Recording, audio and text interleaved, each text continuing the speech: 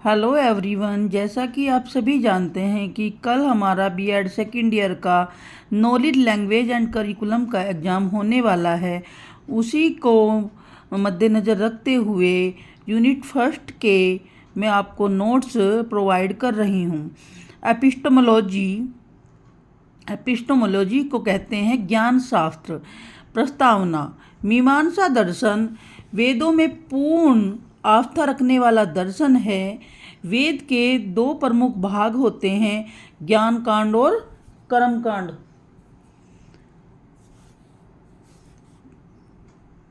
ज्ञान कांड से संबंध रखने वाला दर्शन वेदांत दर्शन और कर्म कांड से दर्शन रखने वाला दर्शन मीमांसा कहा जाता है। मीमांसा दर्शन की ज्ञान मीमांसा: दो प्रकार की ज्ञान मीमांसा होती है, साक्षात या अप्रोक्ष ज्ञान। उपरोक्ष ज्ञान: साक्षात दर्शन होता है जैसे कि हम किसी का आमने सामने दर्शन कर लेते हैं। प्रोक्ष ज्ञान होता है जैसे किसी चिंतन या आत्मा या मन में किसी चीज़ का ज्ञान होना प्रोक्ष ज्ञान कहलाता है, जैसा कि आध्यात्मिक ज्ञान। प्रोक्ष ज्ञान को प्राप्त करने के 5 साधन बताए गए हैं: अनुमान, उपमान, शब्द, अर्थापत्ति, अनुपलब्धि। ज्ञान मीमांसा का अर्थ: जैसा कि सभी को पता है कि शिक्षा व्यक्ति के शारीरिक, मानसिक, आत्मिक विकास करने की प्रक्रिया है जो मानव के बौद्धिक, संवेगात्मक, संकल्पनात्मक पर्यावरण में अभिव्यक्त हुई है। दर्शन की एक महत्वपूर्ण समस्या उसकी ज्ञान मीमांसा होती है, जिसे ज्ञान का सिद्धांत कहते हैं। दर्शन का यह दूसरा महत्वपूर्ण तत्व है ज्ञान मीमांसा। दर्शन की वह शाखा जिसका संबंध समस्याओं का समाधान करना होता है। इसमें जो हम देखते हैं कि समस्याओं का समाधान कैसे होते हैं: ट्रूथ, नॉलेज एंड बिलीफ, अर्थात सच्चाई, ज्ञान और विश्वास द्वारा ही हम समस्याओं का समाधान कर सकते हैं। अब हमारे मन में प्रश्न आता है, ज्ञान क्या है, ज्ञाता और ज्ञेय में क्या संबंध होता है, हम यह ज्ञान कैसे जान सकते हैं, यथार्थ को कैसे जान सकते हैं, ज्ञान की क्या लिमिटेशंस हैं आदि।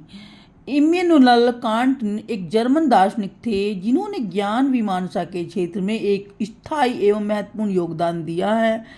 उनकी विशेष सामग्री ज्ञान की प्रक्रिया, लक्ष्य, दशाएं, प्रणालियाँ, प्रामाणिकता एवं भ्रांतियाँ हैं। ज्ञान का अर्थ: ज्ञान शब्द की कोई व्यापक परिभाषा देना कठिन है क्योंकि दार्शनिकों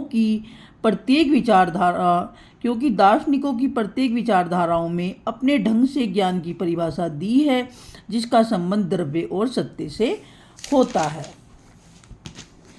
ज्ञान के संबंध में दो प्रमुख विचार हैं: वास्तविक ज्ञान का स्वरूप, सत्य या द्रव्य का ज्ञान। इनको समझने के लिए 3 बातों को हमें समझना आवश्यक है। इसमें है हमारा ज्ञान का स्वरूप, ज्ञान की अवस्था, ज्ञान के अन्य पक्षों का संबंध। भारतीय दर्शन के अनुसार ज्ञान का क्या अर्थ है?